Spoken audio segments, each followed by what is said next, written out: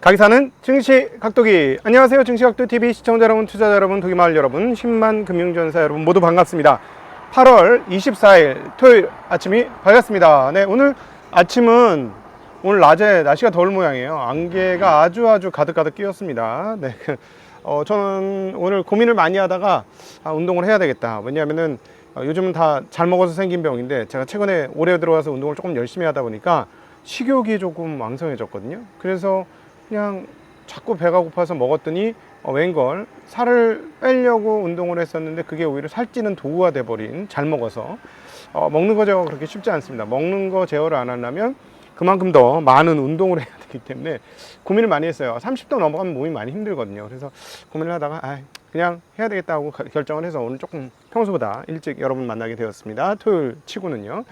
자, 미국 시장 오늘 어떻게 될지 굉장히 궁금하고 관심이 많았었는데 굉장히 강력한 하루였습니다. 모든 자산 가격이 올랐다, 급등했다라고 표현하면 맞을 것 같습니다. 주식시장의 경우는요, S&P 500 대표지수가 1.15% 올랐고, 다우도 1.14%, 나스닥은 그보다 더 높은 1.45% 상승을 했습니다.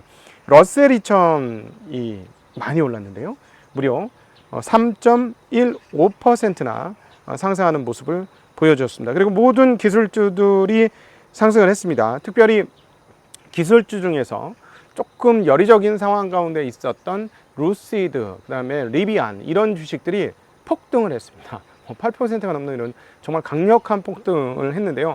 그리고 러셀 2000 중소형 주식들이 많이 올랐다는 건 뭡니까? 무언가 앞으로 기대가 많이 된다라는 얘기가 되겠고요. 채권 시장도 CPP 이상의 금리가 움직이는 폭등세를 보여주는 흐름이었습니다. 왜요? 이제 앞으로 금리가 엄청나게 내려가겠구나, 이런 생각을 시장에서 했기 때문입니다. 그럼 원자재는요? 원자재 가격도 엄청나게 올랐죠. 가장 열위에 있는 원자재라고 표현할 수 있는 유가마저도 큰 폭의 상승을 이루었습니다. 데이터에 대해서는 좀 더 자세한 것은 월요일날 여러분들과 직접 보면서 한번 흐름들을 확인하도록 하고요. 자, 그래서 오늘 장 한마디.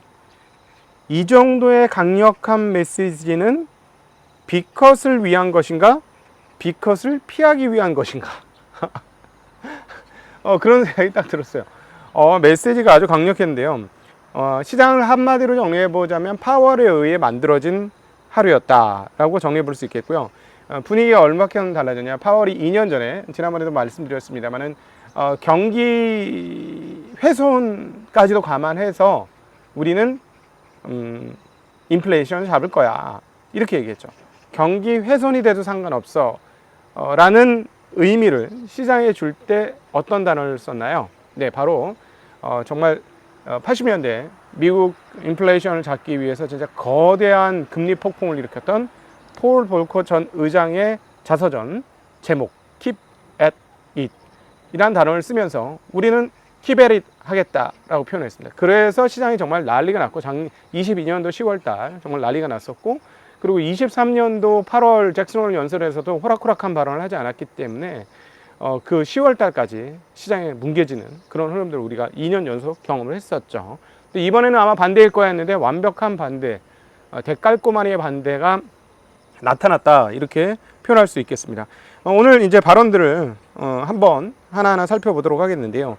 자, 노동시장 조건의 냉각이 분명합니다. 노동시장이 조만간 높은 인플레이션 압력의 원천이 될 가능성은 낮아 보입니다. 우리는 노동시장 조건의 추가 냉각을 바라거나 환영하지 않습니다. 경제는 견고한 속도로 성장하고 있지만 인플레이션과 고용지표 양상이 변화하고 있습니다. 물가 상승 위험은 줄어든 반면 고용 둔화 위험은 증가하고 있습니다. 이제 정책을 조정할 때가 되었습니다. 방향은 명확하며 금리 인하의 시기와 속도는 들어오는 데이터, 변화하는 전망, 그리고 위험의 균형에 따라 결정될 것입니다. 자, 이 부분이 핵심이죠. 네, 앞서 발언도 굉장히 강력한 완화적 발언이었습니다만은 금리 인하를 점진적으로 하겠다, 상황을 보면서 순차적으로 하겠다, 이런 얘기를 한 게 아니라 금리 인하의 시기와 속도는 데이터와 변화하는 전망에 따라서 달라진다 했어요. 근데 점진적이라는 단어를 쓰지 않았다는 것이죠. 우리는 물가 안정을 향한 추가적인 진전을 이루면서 강한 노동시장을 지지하기 위해 할 수 있는 모든 일을 다 할 것입니다. 할 수 있는 모든 일을 다 할 것입니다. 현재 정책금리 수준은 우리에게 반갑지 않은 노동시장 환경에 추가적 악화 위험을 비롯한 우리가 직면할 수 있는 위험들에 대응할 충분한 여지를 줍니다 라고 얘기했습니다. 자, 이 말은 무슨 말이냐? 나빠지면 우리가 도와줄게. 왜? 우리 무기가 많아. 무슨 무기가 있죠? 금리를 내리는데 한 번? 아니 두 번? 아니 세 번? 아니 네 번? 아니 8번, 10번까지도 내릴 수 있는 강력한 무기가 있죠. 워낙 많이 금리를 올려놨기 때문에 지금 한국하고 거기서 완전히 달라지는 거죠. 한국은 경기가 나빠도 끙끙거리고 못 내리고 있는 거야. 왜냐하면 올릴 때 못 올렸기 때문에 내릴 때 못 내리는 거죠. 이미 내렸어야 되는 거죠. 경기 상황만 봐서는. 근데 올릴 때 못 올렸기 때문에 지금 끙끙거리고 있는 거고, 미국 같은 경우는 올릴 때 실컷 올려놨기 때문에 많이 올릴 여지가 있다. 그래서 우리는 위험에 대응할 충분한 여지가 있다. 이렇게 이야기를 했습니다. 자, 그래서 도대체 어디까지 여지가 있을 것이냐, 이 부분이 되게 중요한 거 아니겠어요?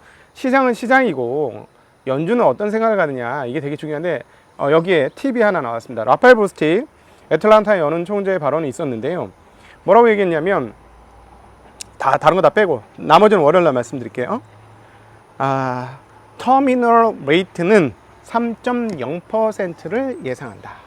우리의 기준금리 도착지는 3.0%다. 이렇게 얘기했어. 지금 몇 점 몇? 5.25에서 5.50. 자, 그러면은 기준금리의 최종 도착지는 3.0. 자, 그러면 얼마를 내린다? 네, 10번 내린다는 거죠. 10번. 10번 내릴 수 있다. 라는 걸 보여주는 거고. 자, 10번이면 250bp예요. 그런데 이제 시장의 이제 생각이 무엇이냐? 우리가 이제 계속 봤지만 여기서부터 이제 시장의 생각이 중요한 거 아니겠습니까? 시장은 지금 내년 상반기 6월까지 200bp를 내려야 된다. 라는 생각을 가지게 되었어요. 자, 이 부분에 대해서도 월요일날 같이 우리가 직접 눈으로 확인하면서 같이 이야기 나누도록 하겠습니다. 그리고 이제 오스탄 굴스비 시카고 연은 총재의 발언 있었는데요. 이분은 뭐라고 했냐면, 중요한 것은 금리나 규모가 아니라 금리나 경로이고, 금리나 속도와 규모는 경제 지표에 따라 결정될 것이다 라는 파월 의장의 발언을 도드리피처럼 반복했습니다. 그러니까 지금 그동안에는 계속 점진적일 거라는 연준 인사들의 발언이 주류를 이루었어요. 근데 오늘 파월 의장의 발언은 그게 아니고 열려 있어. 이렇게 얘기하니까 시장이 어떻게 됐죠? 아주 난리가 났습니다. 그래서 가장 눈에 띄는 게 뭐냐? 달러 값이 폭락을 했습니다. 하루에 무려 거의 한 0.9% 가까이, 0.9% 가까이 폭락을 했습니다. 그래서 어제 101.5 하던 달러 지수가 100.68로 뚝 떨어졌어요. 자, 그러면 다른 통화 어떻게 됐을까요? 자, 1번 엔화 볼까요? 146.2에서 144.39. 중국 위안 볼까요? 7.145에서 7.116으로 달러원은 1342원에서 1324원으로 거의 20원 가까이 떨어졌습니다. 네. 물론 원화는 타 통화 대비 엄청난 강세? 아니, 그거는 아닙니다. 비슷하게 떨어지는 흐름들을 보여줬고요. 그거는 그런데 조금 더 떨어진 것 같아요, 원화가. 자, 이렇게 원화가 강세가 되고, 자, 이 시점부터 중요합니다. 제가 보기엔 이 시점부터 되게 중요한데, 달러 방향성이 밑방향성으로 지금 뚫렸어요. 52주 신저가를 만들면서 뚫렸는데, 계속 이럴 거라는 방향성을 준 거잖아요. 금리를 우리는 계속 내릴 거니까. 그럼 여기에 대해서 달러 보유 투자자들이 무슨 생각을 어떻게 할 것인지가 굉장히 중요하고, 그래서 제가 계속 그동안에 얘기했던 게 외국인 투자하는 영역인 홍콩 시장이라든가 중국의 홍콩 시장이라든가 그리고 한국 시장, 이런 거는 지금 바닥에 박박 기고 있었으니까 이거 어떻게 될 거냐 한번 고민을 해봐야 된다. 근데 이제 여기서 이제 한 가지 보셔야 될 게, 일본은 올랐잖아요. 일본은 그동안에 먼저 올랐으니까. 근데 중국에 대한 그 외국인 투자자들의 생각과 미국의 압박, 이런 것들을 감안하고 또 중국의 영향이 큰 한국을 감안했을 때 외국인 투자자들의 생각이 과연 바뀔 수 있을 것이냐, 이 부분이 되게 중요합니다. 어차피 지금 한국 투자 세력은 다 미국 떠났고 딴 데로 갔기 때문에 제가 보기엔 3,000포인트 넘어야 확 들어올 거예요. 네, 정말 죄송하게도 2,800포인트 뚫어야 확 들어오는 게 아니라 아마도 2,900 이상 3,000포인트를 가야 외국으로 떠났던 한국 자산들이 다시 들어올 겁니다. 왜냐하면 원래 일반적 자산들이라는 건 가격의 러쉬를 보고 들어오는 성향이 있기 때문에 이 정도로 바닥에 깔렸다라고 스마트하게 바닥이니까 사겠다 이런 건 거의 없을 거예요. 자, 그러니까 문제는 뭐냐면 거기까지 만들어주는 데는 국내 세력이 아니라 외국인 세력이 와야 되는데 외국인 세력이 달러 대비 대체 자산으로 생각할 것이냐, 이 부분이 아직 풀리지 않았어요. 그러니까 한국 주식 같은 경우는 야, 옛날 같았으면 야, 이거 뭐 달러 약세인데 그 다른 거 보자 하니까 오, 여기 싼데 하고 가면 좋은데, 제가 보기에는 약간 중국과 이렇게 좀 이렇게 뭉탱이로 이렇게 묶음이 되는 바람에 미국의 중국 전략 뭐 이런 것들을 감안해 봤을 때 외국인 투자가 어떻게 생각할지 좀 봐야 될 것 같아요. 그래서 이 부분에 관해서 아마 내일 여러분을 만나게 될 터인데요. 박현도 교수님과의 대담이 있습니다. 핵심은 이스라엘과 지금 가자지구 얘기, 이것에서부터 출발을 했어요. 근데 얘기를 하다 보니까 결국은 미국이 이스라엘 대이스라엘 정책과 중동 정책에 대해서 얘기했고, 미국의 중동 정책에 대해서 얘기하다 보니 미국의 전 세계 전략 그리고 대중국 태도가 안 나올 수가 없었습니다. 그래서 후반부에 가면 그 얘기가 나와요. 아마 2부에 여러분 만나게 될 터인데 보시면 도움이 될 것 같습니다. 예, 그래서 한번 꼭 보시라. 투자에 도움이 됩니다. 제가 보기엔 그렇게 보여지고, 자, 그리고 그 원자재 가격대 많이 올랐습니다. 자, 계속 오전 초반에도 말씀드렸습니다만은 지금 유가처럼 약체가 어디 있어요? 경기 하강한다 그러고 중국에서 뭐 전년 대비 원유 도입률이 떨어지고 있고, 미국은 어차피 지금 안 하고 있고 도입 안 하고 자기 자체 조달하고 있고 뭐 이런 상황이니까 원유처럼 지금 상황이 안 좋은 원자재가 별로 없는데 계속 떨어지다가 72까지 굴러 떨어지던 WTI가 오늘 74.9로 2달러나 상승하는 모습 보여줬고요. 브렌트도 마찬가지로 2달러 올라서 77에서 79로 올랐습니다. 뭐 다른 건 당연히 말할 것도 없죠. 금 가격도 사상 최고치 수준이고요. 은 가격조차 꽤 큰 폭으로 올랐습니다. 네, 구리 가격도 뭐 9,100대에서 9,300대로 올랐고요. 뭐 모든 원자재 가격들이 다들 많이 올랐습니다. 네, 그러니까 현재 상황들은 그 달러 약세 그리고 미국의 금융 완화를 반영을 하면서 원자재 가격도 많이 오른 그런 상황이다라고 전해볼 수 있겠고요. 미국채 2년물이 아주 폭등을 하는 10bp나 하루에 오르는 그런 양상을 보여줬습니다. 왜냐하면 금리에 가장 민감한 게 아무래도 단기 쪽 채권이니까 이런 흐름들을 보여줬는데요. 자, 그러면은 계속해서 이렇게 할 것이냐 여부인데 지금 그래서 여기서 음모론이 나옵니다. 음모론이 어떤 음모론을 생각하게 되냐면 사실은 조금 더 일찍 7월 달에 포지션을 취할 수도 있었는데 안 했다가 왜 9월부터 그리고 기대감을 지금 불러일으키냐. 지금 8월에 부대가 이미 금리 내린 거랑 똑같아요. 9월 달에 지금 파월 의장의 발언은 9월 달 금리 인하 한 번을 그냥 반영을 시켜버렸어요. 그래서 왜 이렇게 했느냐. 야, 이거 대선 때까지 최고의 경기 상황들을 만들기 위한 그런 정치자가 많이 하는 음모론이 오늘 보니까 이 음모론이 그냥 완전히 넘길 이야기라고 보기에는 약간 현실적인데 뭐 이런 생각이 좀 많이 들었습니다. 자, 그 시장은 연중 내에 한 번 50bp 비컷이 있을 거라고 생각을 하고 있고 6월 달까지는 무려 200bp의 금리를 내릴 거라고 생각을 하고 있습니다. 또 앞서가는 걸 수는 있긴 한데요. 이번에는 분명히 연준에서 그런 걸 줬어요. 왜냐하면 점진적이라는 단어를 안 쓴 거에 대해서 시장이 굉장히 민감하게 반응하고 있습니다. 이거 뭐야? 비컷 분명히 가능하네? 이런 생각을 하고 있다라는 것이죠. 자, 그러니까 그 시장은 뭔가 실마리를 이루기 때문에 그렇게 반응을 한 것이고, 그러나 그동안 우리가 연준 인사들의 발언을 보건데 아마 점진적일 가능성은 매우 높은데 왜 이렇게 발언을 했느냐? 7월 달에 금리 인하를 못했고 9월 달에 금리 인하를 해야 되니까. 근데 50bp를 진짜 할 거면 하면 되는데 왜 이렇게 얘기했느냐? 조금 늦은 거예요. 금리 인하가 조금 늦었으니까 입으로 먼저 금리 인하 시켜주고 우리는 그 방향으로 계속해 갈 거니까 걱정하자면 아마 이제부터 무조건 완화야 라는 모습을 보여주고 있는 것이죠. 그래서 실질적으로 금리 인하를 하는 효과를 8월 달에 이미 만들어내고 있다 라고 정리해 볼 수 있겠습니다. 근데 비컷을 하게 될지, 그리고 시장에서 원하는지 내년 상반기까지 200bp의 금리 인하는 우리가 계속 봤지만 시장이 약간 앞서 나갈 가능성이 좀 있습니다. 그럼에도 불구하고 이번에 그런 단어들, 점진적이라는 단어들 같은 걸 사용하지 않았기 때문에 데이터가 미래를 얘기해 줄 것이다. 그래서 만에 하나 고용 같은 게, 우리 비농업 고용 같은 게 막 10만이 깨진다. 그러면은 50bp 할 수도 있죠. 그러니까 데이터에 따라 하겠다고 했는데 진짜 데이터가 정말 초 나쁜 데이터가 나왔다. 이러면 그건 반응할 수 있을 것 같습니다. 그래서 그 부분은 다 보셔야 될 것 같고, 자, 이제 이렇게 되니까 기조적으로 이제 완전히 문화가 바뀐 거예요. 기조적으로 어떻게 바뀌었어요? 금융 완화의 시대로 다시 갔다. 그래서 이렇게 되면은 오히려 배드 이스 굿이 될 수도 있다. 그러니까 비농업 고용이 나쁘게 나오면은 야, 금리 인하 폭이 커지겠구나 하고 시장이 이렇게 확 후끈하게 다를 수 있겠고, 그럼에도 불구하고 별로 금융시장에서 채택하지 않아야 될 음모론이 슬금슬금 한쪽 머릿속 구퉁이에서 계속 떠나지 않는다. 자, 그렇다면 미국의 대선 이후 금융시장에 대해서, 만약 여기서 대선까지 금융시장이 좋다면 내년도 금리 인하를 빨아당긴 거잖아요. 근데 경기는 어때요? 얘기하고 있듯이 경기 지금 안 좋아지고 있는 게 분명합니다.